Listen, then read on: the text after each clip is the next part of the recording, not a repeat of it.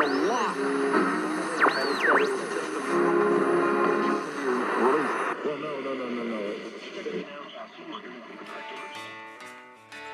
me, baby, now why you been gone so long, so long.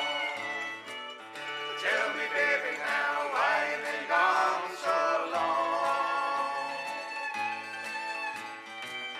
The wolf's at my door and I can hear that lonesome wind blowing. Tell me, baby. We are experiencing technical difficulties. Please stay tuned. Look out! Quick, get it back up! Hurry! We are experiencing technical difficulties. Please stay tuned. Are we all clear? Oh, okay, we're all clear. Great. All right, hit the red button. No, not that button! Two-Cat Kitchen, it's time for us to pitch in and start another Two-Cat show. Down at the Two-Cat Kitchen, we're starting on a mission to put you in the culinary know. We've got the finest recipes you ever will find, guaranteed to show you all a mighty fine time here at the Two-Cat Kitchen. Time for a new edition of the culinary Two-Cat show. The culinary Two-Cat show. Welcome to the Two-Cat Kitchen, the show that mixes musical mayhem with culinary calamity. Dave Sienko is here to help with the mixing. I'm here and ready to go. Each episode of the Two-Cat Kitchen features brand new songs, a brand new recipe, and a special musical guest. Who's our musical guest today? Well, we have a special guest with us this time. It's Keith Olsen, singer, guitar player, and musical minstrel. Sounds great. Each episode also includes an informative segment. What do we have today? Today, our informative segment is Taking the Mystery Out of History with Mr. John O'Malley. Today, John is introducing a special topic to us. It's the history of jug band music. Wow, that's fantastic. We'll hear from John in just a while. Sounds good. Hey, do you hear that? Is that the Coconotes? I'm not sure. Let me go check it out. No, it's the Flying Fingers Jug Band.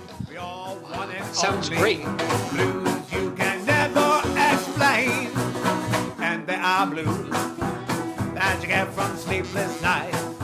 What's the meaning? Blues that be are the blues that I've got on my mind. Mean one of the sweetest kind. Blues my darling, sweetie gets to me.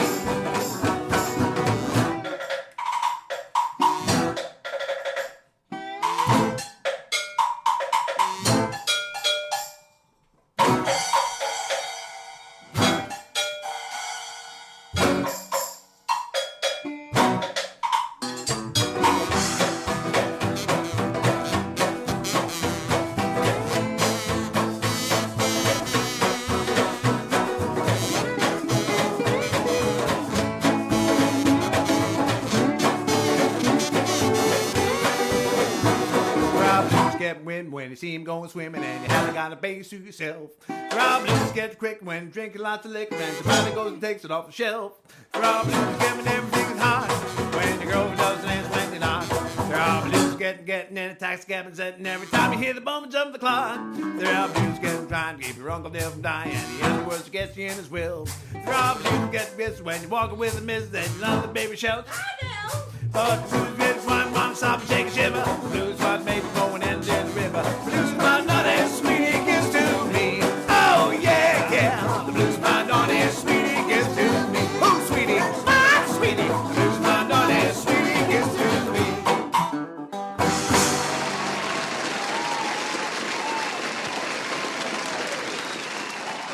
Thanks, guys. That was great.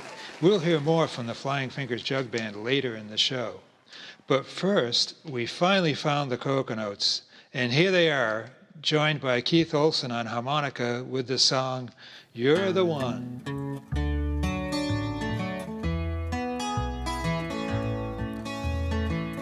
You're the one for me. You're the one for me. Anyone can see just how our love was meant to be. The flowers bloom and the birds they sing. With each new day of happiness you bring. I can't believe this is really happening to me. You're the one for me. Apple of my eye. Apple of my eye. I can't deny, no matter how I tried, you were meant for me. The sun will shine on a rainy day, a gentle breeze and the trees will sway, driving our sorrows and blues away. You see, you're the one for me. Stormy seas may lie ahead, and the faithless winds may blow. The better days will come instead. It's gonna happen, don't you know? You're my heart's desire. You're my heart's desire. Start the flame of fire, voices in the choir sound naturally. When the moon looks down from the heavens above and shines its light on an endless love, riding on the wings of a snow-white dove will be. You're the one for me.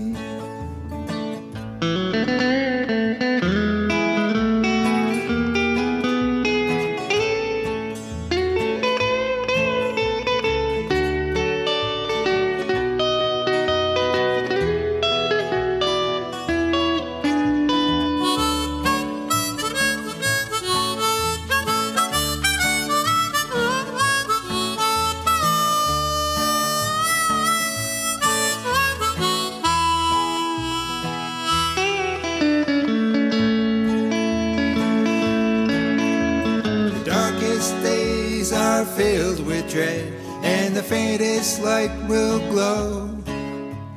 The better days will come instead. It's gonna happen, don't you know? You're the one for me.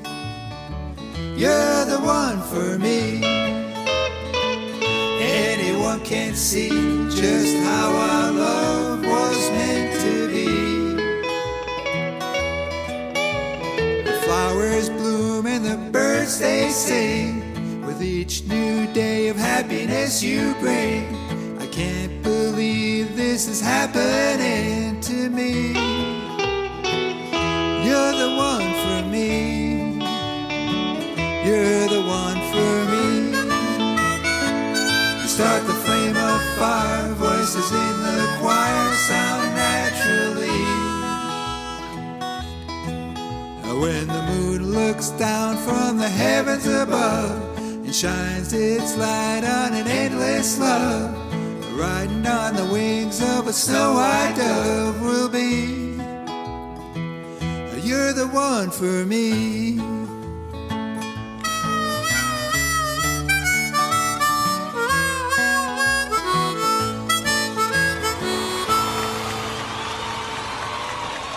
We're back at the Two Cat Kitchen, and it's time to introduce our special guest for this episode. Today we have Keith Olsen. Keith, thanks for joining us here at the kitchen. Well, thanks for having me. Yeah, it's great. So tell us a little bit about what you've been up to musically lately. Musically, well, everything kind of came to a screeching halt after, during the pandemic. Down in my winter digs down in New York, had kind of a thriving, cover band, which kept me busy and kept instruments in my hands and money in my pocket. Yeah. Which is all I really want my band to do anyway. And COVID kind of shut that all down. You shut the venues down, and we weren't getting any work. And then some of the guys just took that opportunity to say, I've been looking for an excuse to retire. Why not retire now? And so we kind of have one last show, and everyone's scattered to the four winds. You know. So did you guys play in the city or kind of in the suburbs? Or? No, we played in the suburbs. Yeah. We found it was much nicer being bigger fish in a smaller pond. In the Yeah. city, you'd always be part of a showcase. You know, you have a half an hour, and you kind of bring your guitar and cymbals and plug into the house sound, and they wanted you to bring a certain amount of people. But we were lucky enough that our bass player was a salesman for restaurants. You know, like he'd sell them their mayonnaise packets and do the weekly orders, and he had been doing it for so long. He was on a good first name basis with Joe at the back cafe, or this guy and that guy. Yeah. So when he'd stop in to take the orders, they'd chat and have a beer at the bar. Hey, what are you doing? Well, I got a band. Really? We have bands here. Well, why don't you just drop off a tape? So we had probably about a dozen venues that kept us busy just about every weekend. I mean, we had to tell them not to book us. Wow. That's a great in, though, for a band like that. It was spectacular. Yeah. Now, I know you do some jug band stuff, too. Is that right? What is the deal with that? I always had that kind of lean to my interest, that kind of weird acoustic, comedy music and stuff that was fun to play and odd, and, stuff that wouldn't get me any dates, but it was fun to play. And, listening to Dr. Demento growing up and all that kind of weird stuff that no one else listened to. Yeah.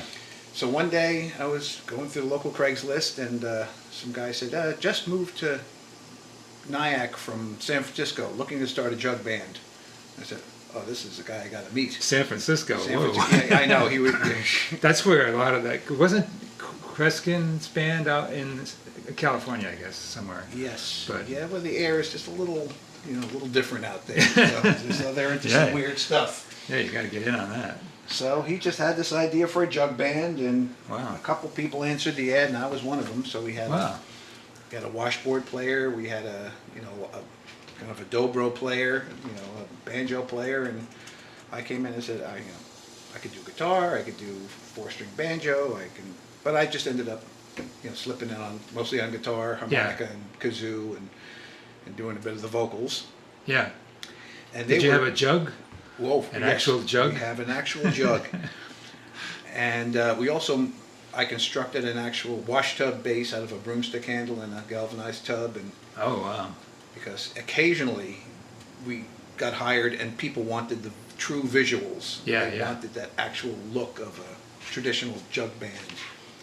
People back in the day hearing, jazz music on the radio and saying, how can we make that with the instruments we have? So maybe there was a fiddle around or a banjo, but everything else had to be constructed. So the washboard made the rhythm section, and a wash tub made the bass, and they were off to the races. They were it was kind of hillbilly jazz. Yeah, I never thought of it that way. Yeah, that's a good point. That's how those things came about. Yeah.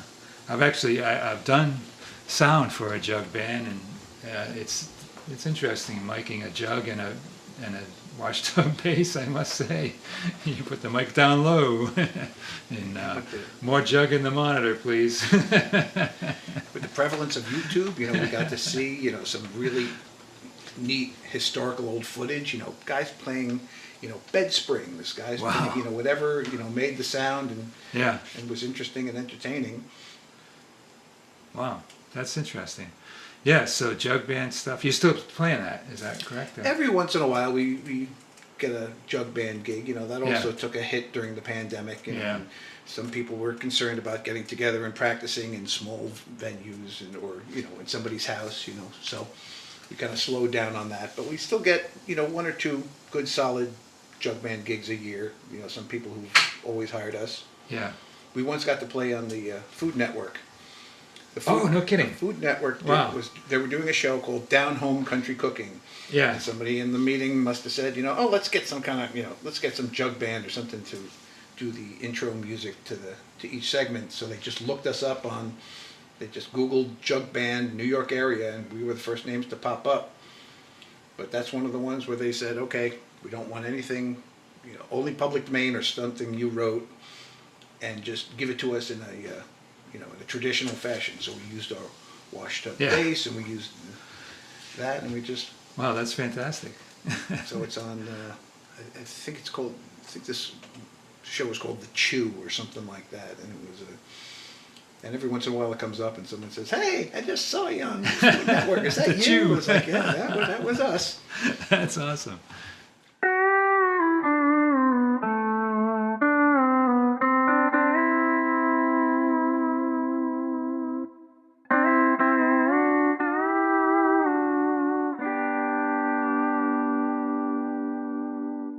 All right, that's great. So one thing that we, and actually, I don't know if you want to talk about this, but I think the listeners might be kind of interested. You got kind of a neat day job too. I think maybe just a few words about that. Yeah. I went to school for television production, and just kind of started at the ground floor like everyone else, and started being a PA and doing runaround. And one day somebody asked me, "Hey, we need a transportation coordinator, driver person for next season of Sesame Street. You want to do it?" And I said, "Yes, I would." And that got me in kind of on the ground floor of Sesame Street. Wow. And I got starting in as a driver and transportation guy, you get to meet everybody and you get to drive a lot of people around. So I got to hear a lot of stories when I picked up Big Bird, and the guy who played Big Bird, and actually he wasn't standing on the corner in his feather suit hailing me down. But I got to hear about the old days and the guests he met, and I got to meet Elmo and all the puppeteers and the directors and the producers, and then every once in a while they would send me out to to pick up an interesting musical guest. Like one morning Hootie and the Blowfish needed to be picked up from from their hotel, and their limo wasn't there. Go get those guys. So Wow, that's pretty cool. So I got to drive Hootie and both Blowfish. Excellent. I got to meet a lot of folks. Yeah, I can that imagine. I would have never. You'd never get that kind of up close. B.B. King and Elvis Costello and R.E.M. Wow. Diana Krall. Just everybody when they were in town. No one would say no to Sesame Street. So I got to see Bela Fleck up close, and Yo-Yo Ma, and Wow. Tony Bennett. Stood next to him at at the next urinal. Awesome. It was you were rubbing shoulders with some pretty mighty musical talents. Yeah, that's great. Wow. And being amongst all that talent during the day, you had That's to have an outlet. I had to quite- go home and do something myself. yeah, quite an They were, experience. they were inspiring. And you're still working for Sesame Street, I guess. Yeah, I kind of worked my way up. Now I work in the art department. I do the props for the show. So Nice. Wow, that's pretty I'm cool. in charge of the rubber duckies and making sure Big Bird's nest is well twigged, and the Hooper's store is well stocked with fresh items, and That's awesome. Wow. What the that's- laundry is tumbling in the dryers in the background. Make sure all that's proper colors. It's Things people don't think about, but yes. they got to be done. Wow. That's great. Well, fantastic. All right, so we're going to get on to a recipe. I know you got a recipe for us today, but before we do that, we ask every guest here on the Two Cat Kitchen a question, and the question is, what was your earliest musical memory?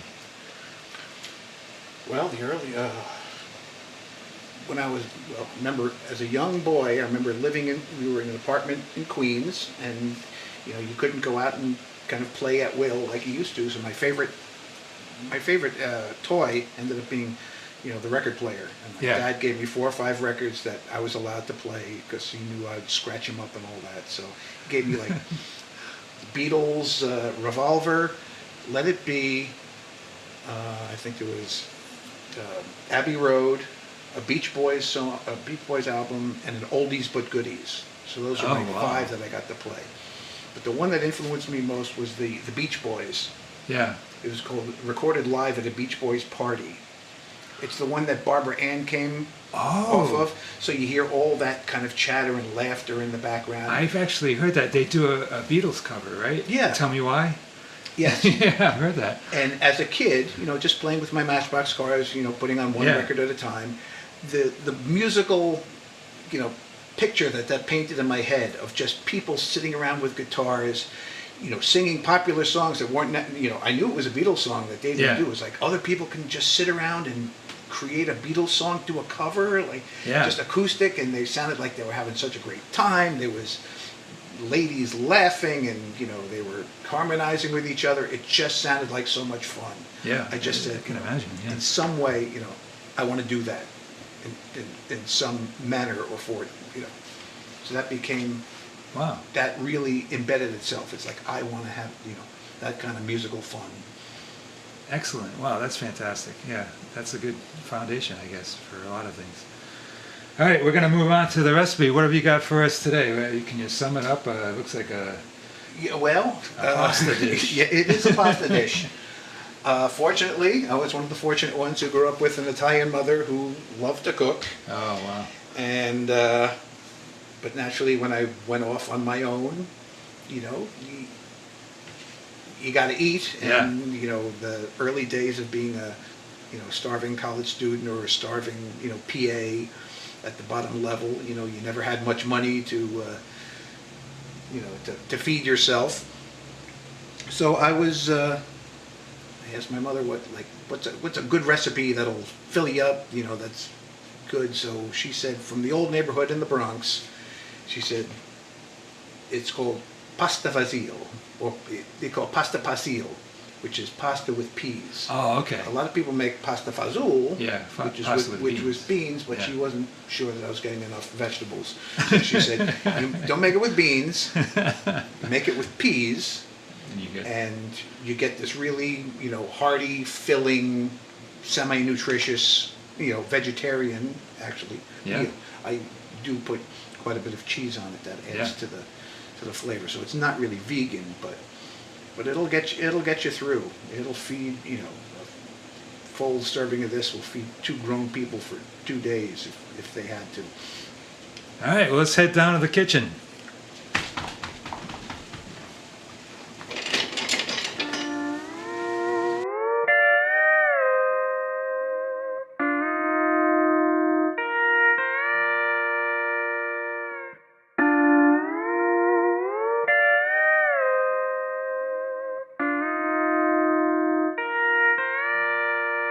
Back at the 2-Cat Kitchen, and we're getting into the pasta. We got the pasta going. Yeah, I want to start the pasta. Pasta's going to take a few minutes to do. All right. This was always I actually called Mom to refresh my memory, just to make sure I wasn't forgetting anything. This morning. Oh, is that right? Oh. So and she was just thrilled that I still remembered it, that I was still able to. You're doing what? What? Your wife's not feeding you? No, Ma. It's too long to explain. So, we take a little olive oil, and we start with cover the bottom of the pan with olive oil, and we'll saute a half an onion right in there. Right there. Nice. We're going to brown that up. Brown that up nice and brown. When that happens, and this is actually pasta with peas, and it doesn't sound amazingly filling but it was surprising. It had its own flavor that I remembered from growing up that nothing else ever happened.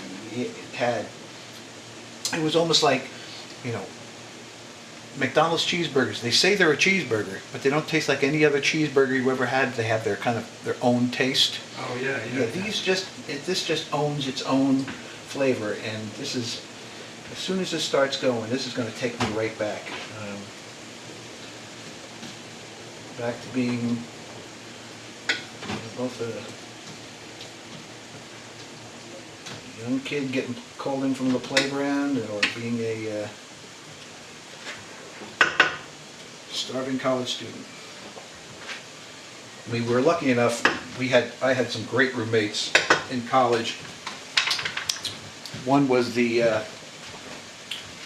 parents were divorced, So he had been cooking for himself and his dad for quite a few years. So he was the house chef, and then we had another guy who lived in New Hampshire, and during hunting season, he would go off and he would bag, a nice buck. Wow. He'd get it butchered, and he would bring it on down. So we had one guy who was supplying fresh meat, which no one else in the dorms or the apartments had, and one guy who really knew how to cook.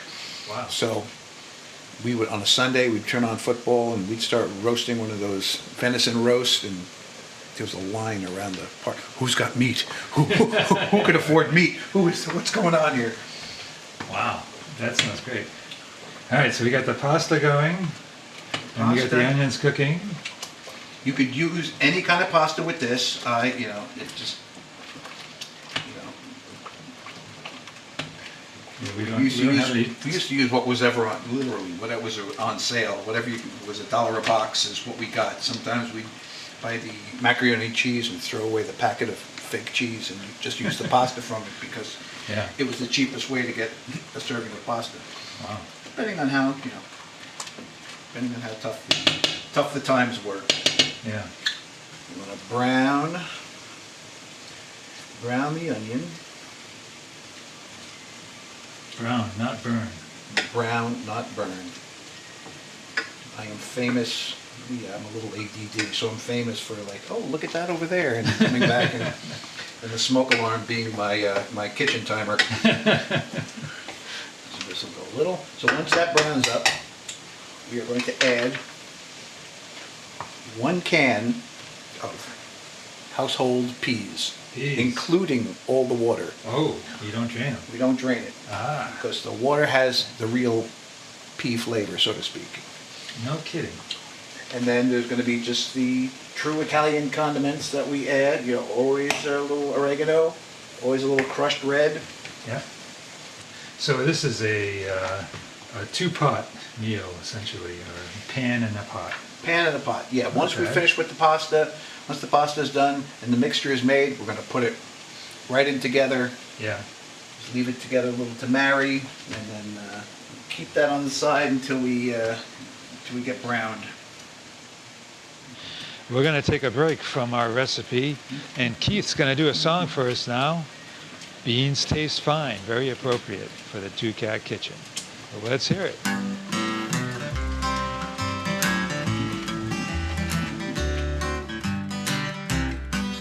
Now a friend of mine, way back in Chicago, he finally made his pie. Well, he got himself a mansion and a butler and a chef, and he's living in the greatest style.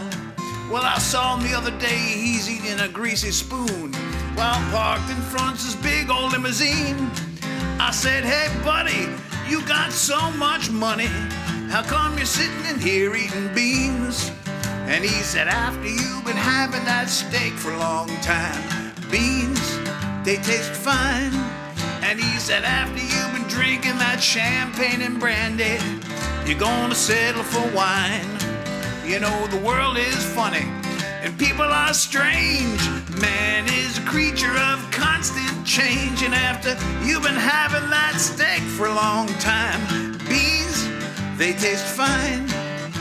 I run into another dear old friend of mine in some rowdy old backstreet bar. I said, friend, is it true what I heard about you? I heard you married a beautiful 18-year-old shapely movie star, yet here you sit trying to make out with some barfly who's much too old and homely to be true. He said, I want you to just sit right down on that stool, young man, because I'm going to try to explain it all to you. And he said, after you've been having that steak for a long time, beans, they taste fine. And he said, after you've been drinking that champagne and Chevy's Regal, you're gonna settle for Thunderbird wine. The world is funny and people are strange. Man is a creature of constant change. And after you've been having that steak for a long time, beans taste fine, you'll find out. Beans taste fine when you're in Boston, and that steak tastes twice as fine.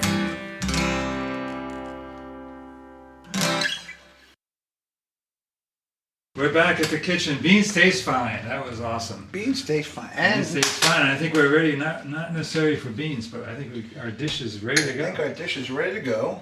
How's it? Now, in the interim, while we were down at the studio, we added the pasta Yeah. to the pea gravy, the pea sauce, and so it was allowed to sit there and kind of marry the flavors for a while. Gotta love that. So now we're it's just to dole it out. So about how long does it have to cook, do you think? I let it marry for about 10 minutes once it's all together. But the pasta. And that's under like low heat? Yeah. Okay. Just simmer it down there so it doesn't stick. And Those of you who are following along at I home. let the pasta, do the pasta to your texture liking. Yeah. Because that's very important, and I liberal use of peas and onions on the top. And then, this is the most important part. All right. It needs a generous helping of that, and maybe some more of that just for color. And that is pasta pasil. Pasta with peas. Pasil. Pasil. Excellent. Wow. Fantastic. Well, let's have to check it out. Yeah, here we go. Pasta pasil. Ooh, looks good.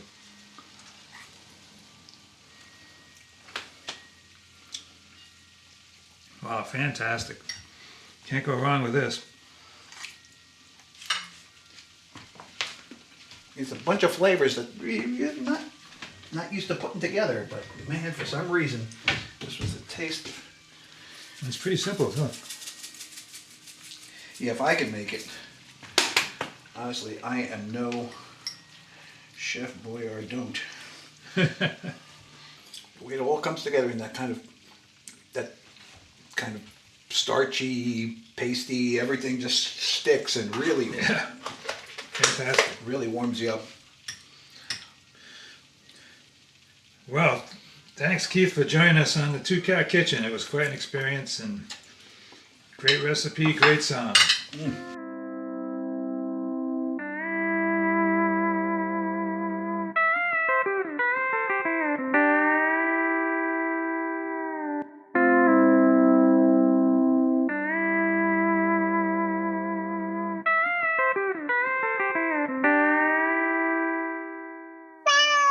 Now it's time to take the mystery out of history with our good friend, Mr. John O'Malley.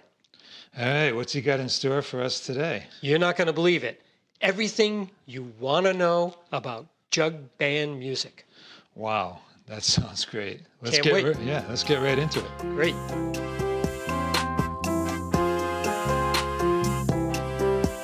We take the mystery out of history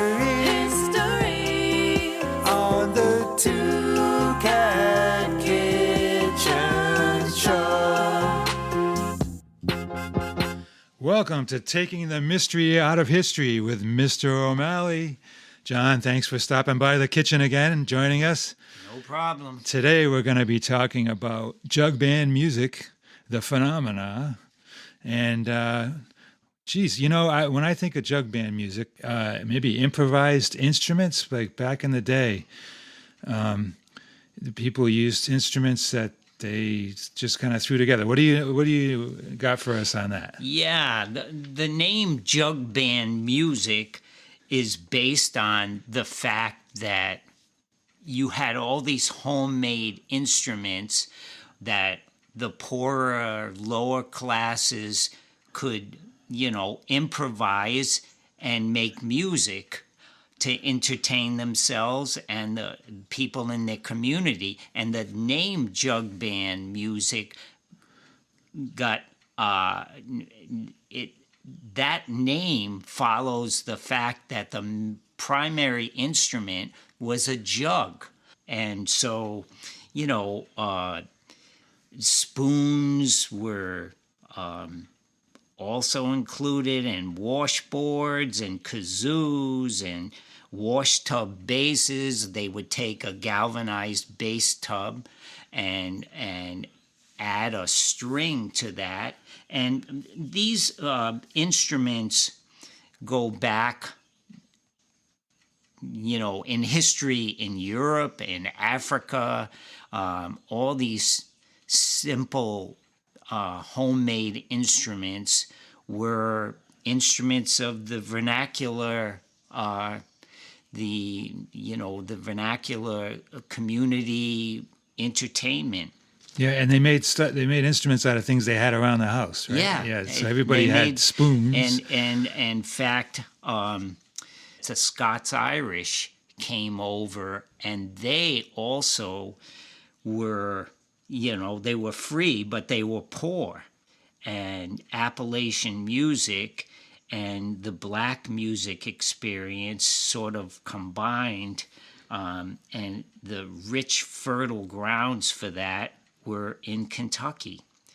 And also, by the early 1900s, the development of blues, which were like the origins of blues, were field hollers with slaves and work songs. They also developed into jazz, and with these simple instruments. And the kazoo was like an instrument that mimicked the human voice. And the human voice was also a step up from the human voice with blowing into a jug.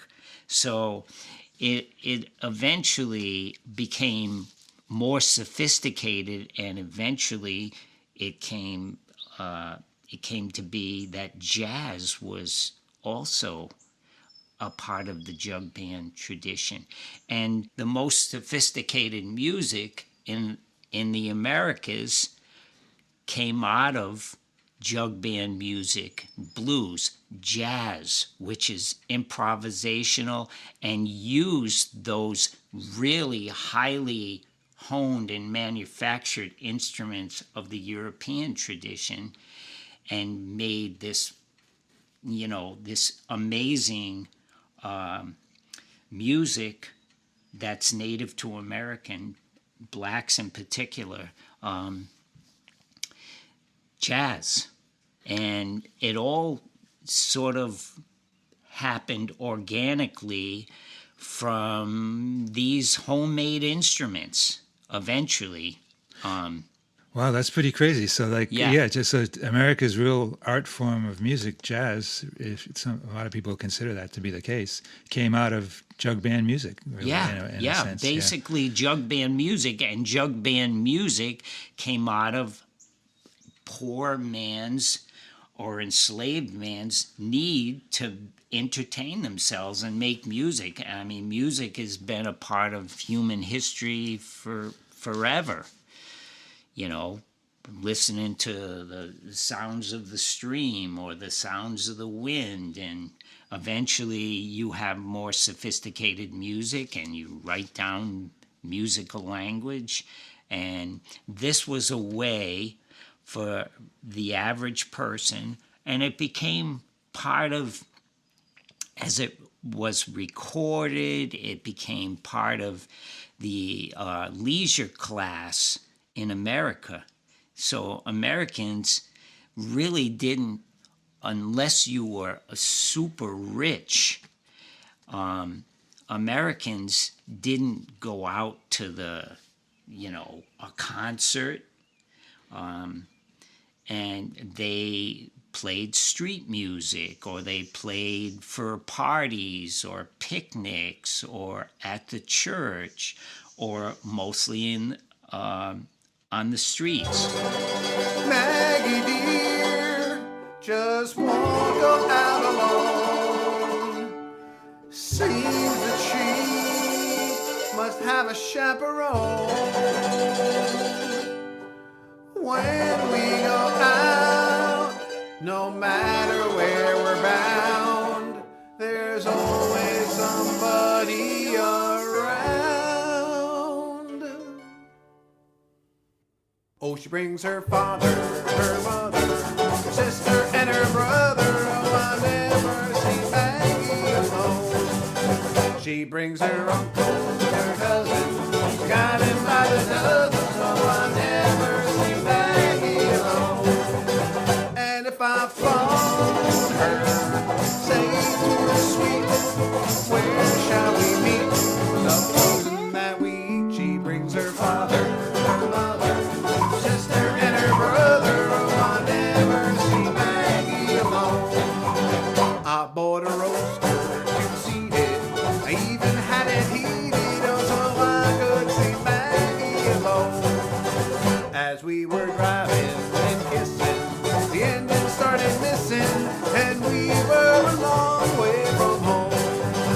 I got right out there as fast as I could, found what was wrong. For when I raised the hood, there was her father, her mother, her sister, and her brother. Oh, I never seen Maggie alone. One day she said she was wishing that I would take her fishing. Oh, I knew I'd see Maggie alone. In a canoe then we two went, gliding o'er the water, far from the noise of her home. I threw my line in, I thought I'd catch a trout. I felt it up and pulled the line right out. There was her father, her mother, her sister, and her brother. Oh, I never seen Maggie alone.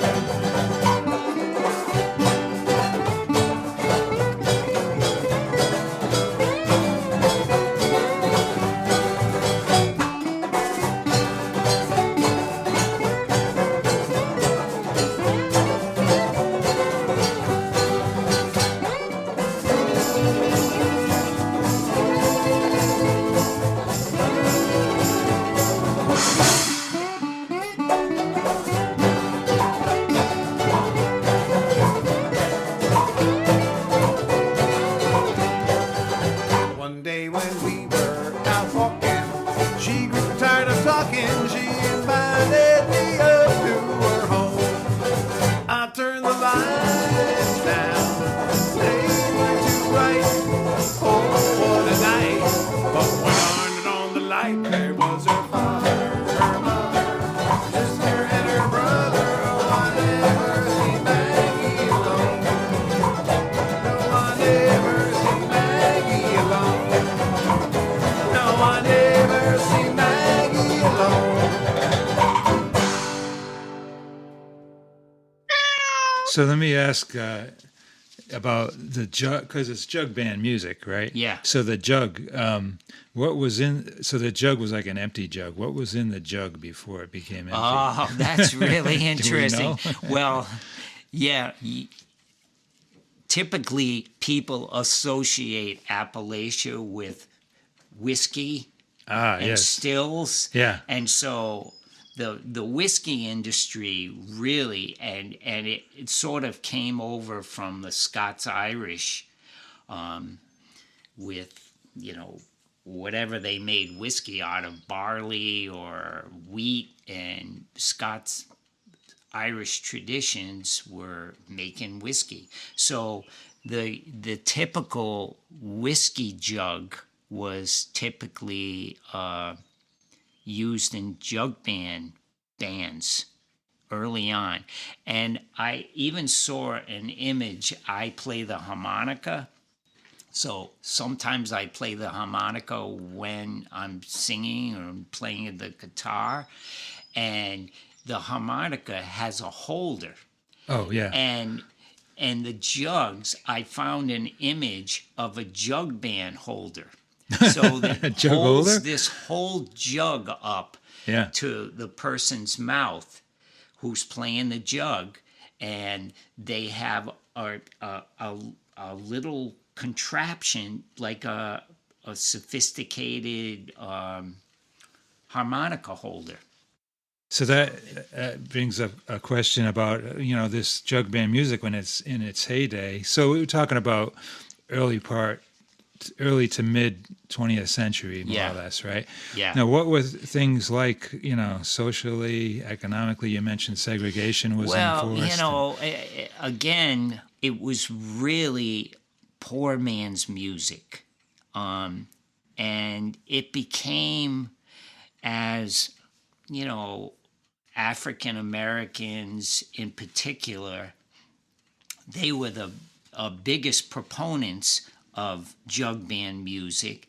And in fact, modern day Americans, they don't associate black history with jug band music, because it was mostly white musicians who made it popular in the 50s and 60s, like Lovin' Spoonful and John Sebastian, Lovin' Spoonful, Jeff Muldaur, Dave Van Ronk, Jim Kweskin, and even the Grateful Dead. So they're all white musicians, but the earliest musicians were African Americans.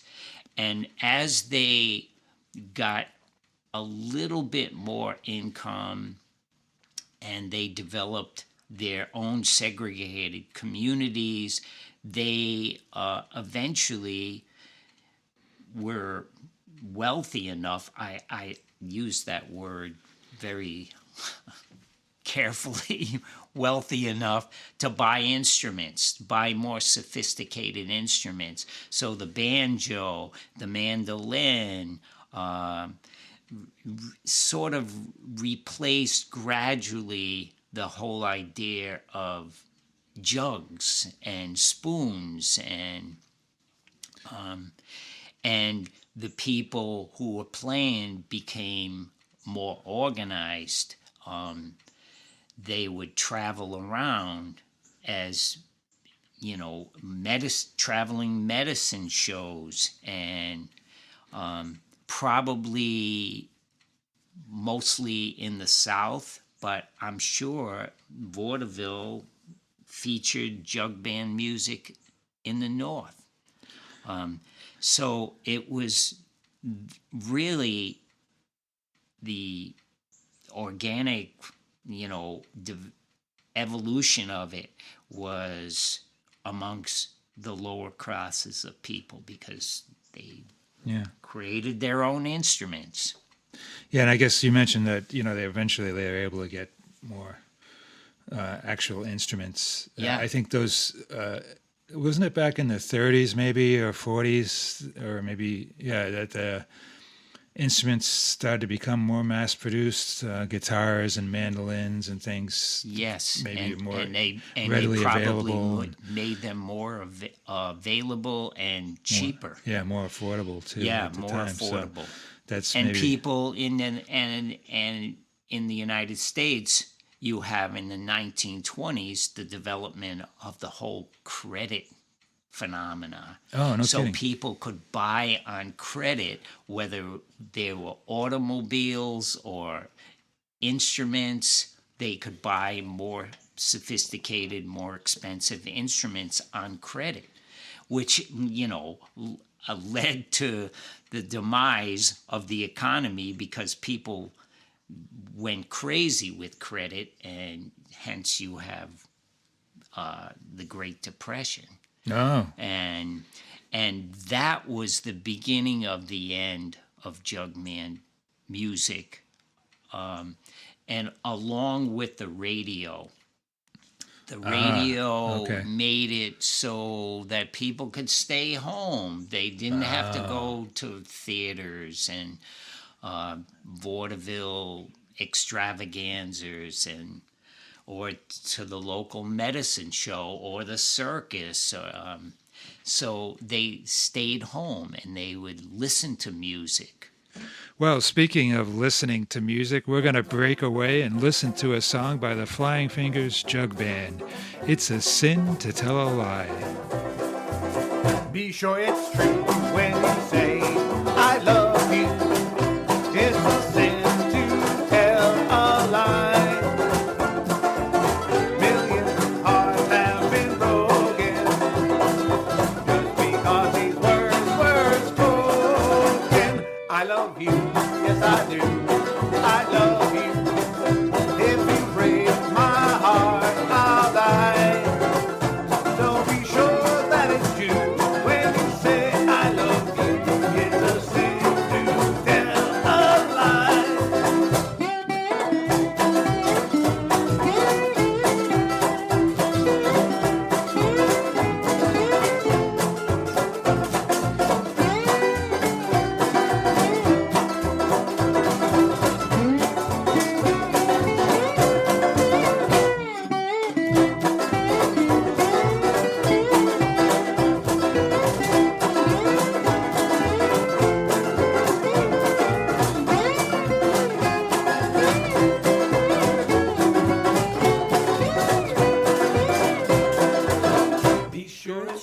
my heart and I hope to die.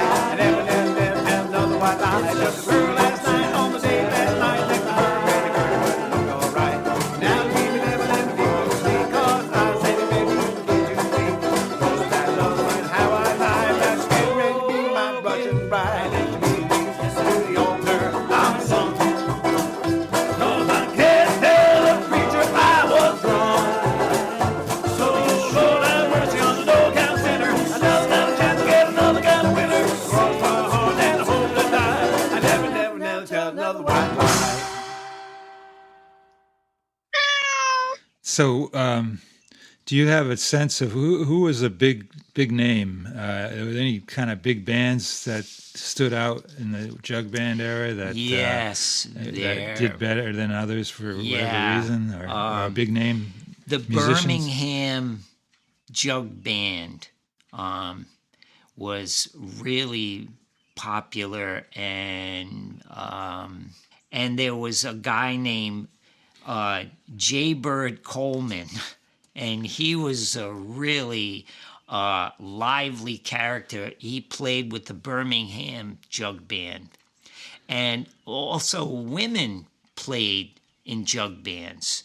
Sarah Martin, she was a black woman, and she was a really sophisticated singer, and eventually she did even jazz numbers.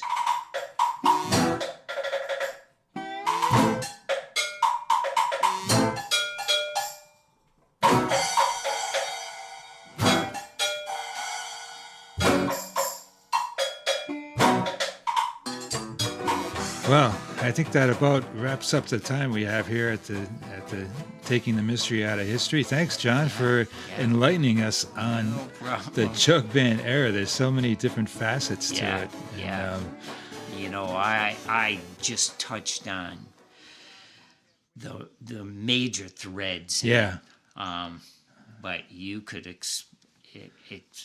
endlessly explore the history of music in America, and jug band music is no different. Fascinating, Yeah. Well, thanks again.